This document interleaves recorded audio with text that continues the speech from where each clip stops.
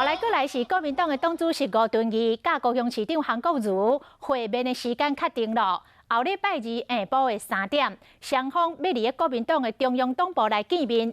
针对前立委蔡正元伫面册来压料，讲去年高雄市长选举进前，吴敦义有交付4000万予韩国瑜，韩国瑜来后任，讲伊若有摕，马上来试这个高雄市长。另外，吴敦义嘛讲，国民党的总统初选打算要改用全民调，要甲韩国瑜扭入来做民调，也毋过中常会也未做成决议。那么这一次中常委，我看绝大多数的中常委都建议几乎是很一致都希望改成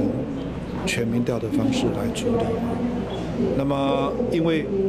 有中常委讲说，还没有同有意参选的同志商量过没有得到大家的同意恐怕一下子改成全民调的方式那么可能还不能很一致所以我准备再跟现在有意愿表达出来，希望能够参与初选的，我看应该有5、6位以上应该每一位我都要跟他们征询一下意见，但是我也没有经手过，我不能说你要捐给多少钱，那么我等到经手了以后，到底有没有全数给受赠者？